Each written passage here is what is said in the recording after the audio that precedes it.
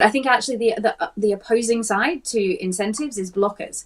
So at the moment we have kind of reverse incentives in place, right? So we have subsidies going on that are perpetuating behaviors that we don't want.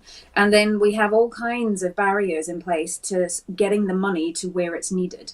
So for example, local councils in the UK don't do a whole bunch of raising money on their own.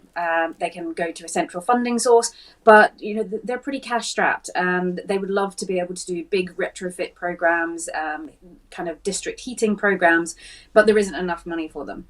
Meanwhile, we've got a whole generation of pension savers who are just hand over fist putting money into equity markets.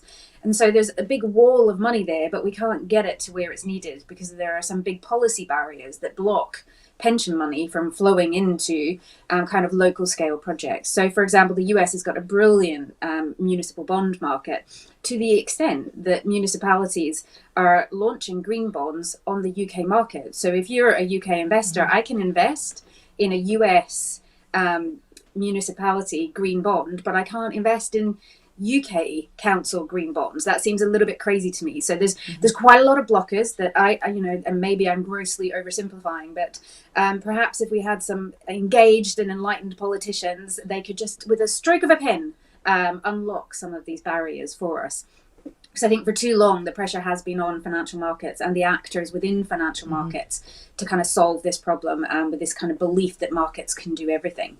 But markets don't have an inherent moral compass. That's up to us to apply that.